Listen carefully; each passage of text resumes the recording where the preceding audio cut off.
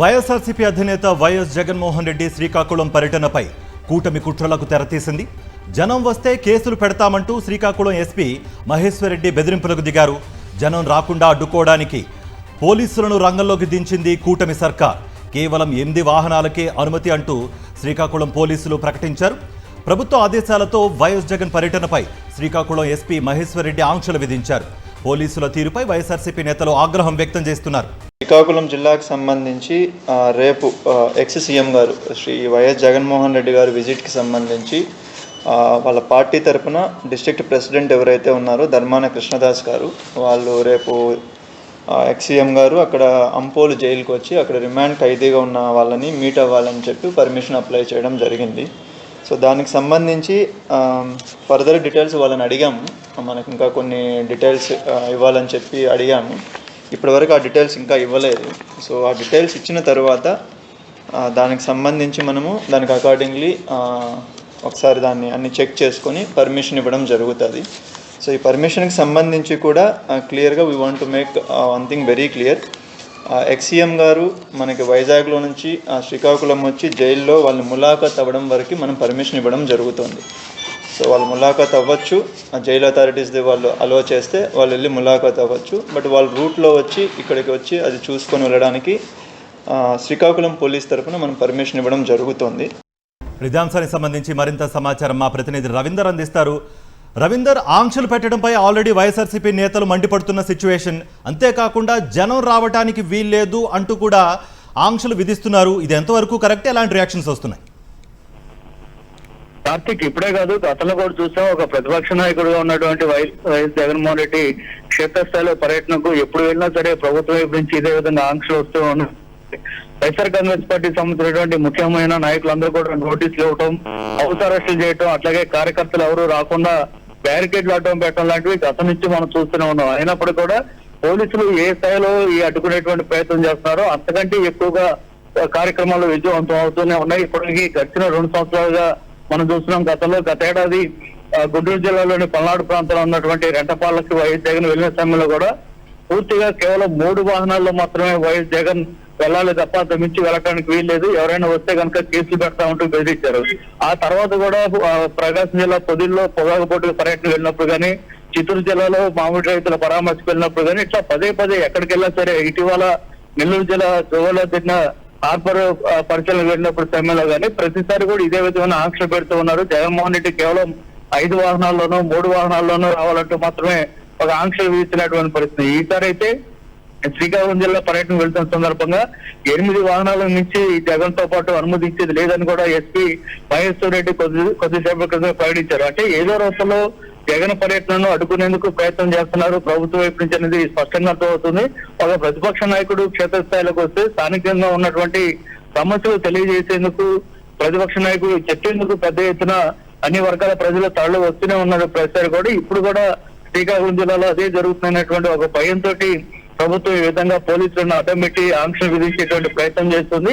అందులో భాగంగానే ఎవరైనా జనం వస్తే ఖచ్చితంగా కేసులు పెడతామంటూ బెదిరింపులు కూడా దిగింది. నిజానికి ఈ విధంగా ఒక ప్రతిపక్ష నాయకుడి దగ్గరికి జనం వెళ్తే కేసులు పెడతామంటూ బెదిరించడం అనేది దేశ చరిత్రలో కేవలం ఆంధ్రప్రదేశ్ లో మాత్రమే చూస్తున్నాం అనేది వైఎస్ఆర్ కాంగ్రెస్ పార్టీ నాయకులు కూడా విమర్శలు చేస్తున్నారు. ఇంకొక ముఖ్యమైన విషయం ఏంటంటే, ఇప్పుడు జగన్ రేపు పర్యటనకు సంబంధించి దాదాపు 2 రోజులుగా ఒక హైడ్రామా కొనసాగుతుంది.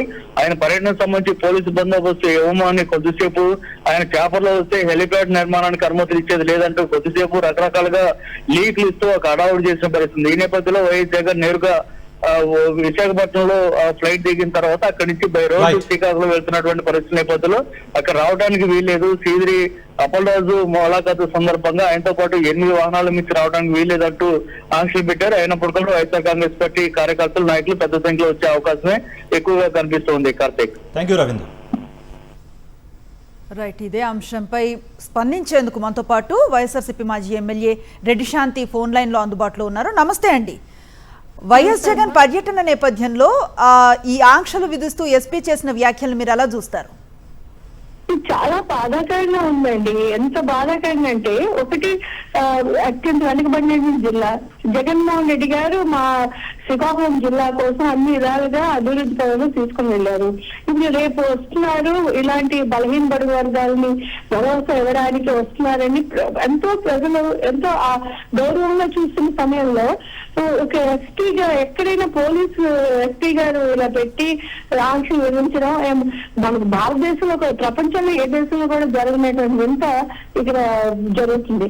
అందరూ వస్తే నిజంగా కేసులు పెడతాం, మీరు వస్తే ఆంక్షలు ఉన్నాయి, చట్టపరమైనటువంటి కేసులు పెడతా అని భయంగా చేస్తున్నారు. కానీ ఇది భయం అనేది ఇది కేవలం వాళ్ళ బయట వరకే అవుతుంది. కానీ ఎవ్వరు కూడా జగన్మోహన్ రెడ్డి గారు ప్రజానాయకుడు, ఆయన చూడడానికి వస్తారు.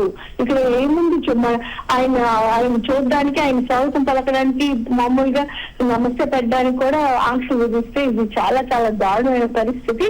అసలు ఇది కేంద్ర ప్రభుత్వం కూడా అక్కడ వాళ్ళు కూడా ఇది ఆలోచించాలి. ఈ కూటమి ప్రభుత్వం చేస్తున్న ఈ అన్యాయాన్ని, అక్రమాలని, ఈ నిర్బంధమైనటువంటి చర్యల్ని ఆపాలనే విషయం భారతదేశాన్ని తెలియచేసేలా మనం కూడా తెలియచేయాలని నేను కోరుకుంటున్నానండి. సాధారణంగా ఆయన పర్యటనలకి పిలవకుండానే చాలా మంది ప్రజలు ఆయన చూసేందుకు వస్తూ ఉంటారు. ఇప్పుడు కూడా ఈ తరహా ఆంక్షలు అక్కడ అమలయ్యే అవకాశం ఉందంటారా, లేదంటే ప్రజల స్పందన వేరేలా ఉండే అవకాశం ఉందా? ప్రజలు ఎప్పుడు కూడా జగనాన్ని ఆరాధిస్తారు, అభిమానిస్తారు. ఇదంతా నేను మీకు ముందే చెప్పగలను, కేవలం ఒక పోలీస్ వ్యవస్థ నిర్వీర్యం అనే విషయం రుజువైంది. ఈ మళ్ళీ రుజువు చేసుకుంటున్నారు.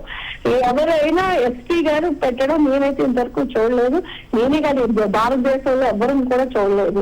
ప్రజలు ఎప్పుడు ఆగరు, జగన్మోహన్ రెడ్డి గారిని చూడడానికి వస్తారు, జగన్మోహన్ రెడ్డి గారిని కలవడానికి వస్తారు, జగన్మోహన్ రెడ్డి గారికి స్వాగతం పలకడానికి వస్తారండి. రైట్, థ్యాంక్ యూ నిశాంతి గారు.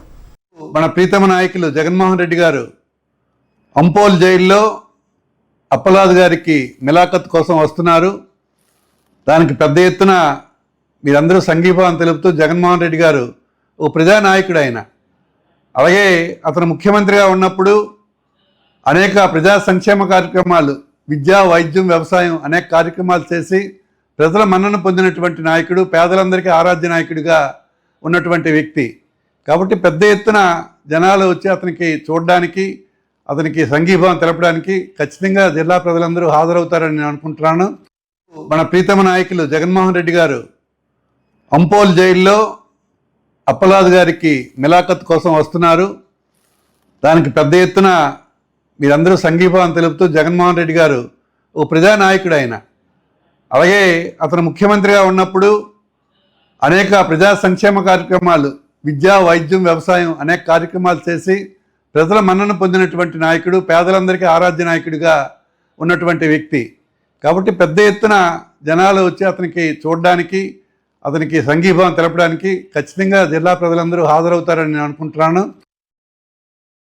మరిన్ని అప్డేట్స్ కోసం ఛానల్ను సబ్స్క్రైబ్ చేయండి. నోటిఫికేషన్స్ కోసం బెల్ ఐకాన్ పై క్లిక్ చేయండి.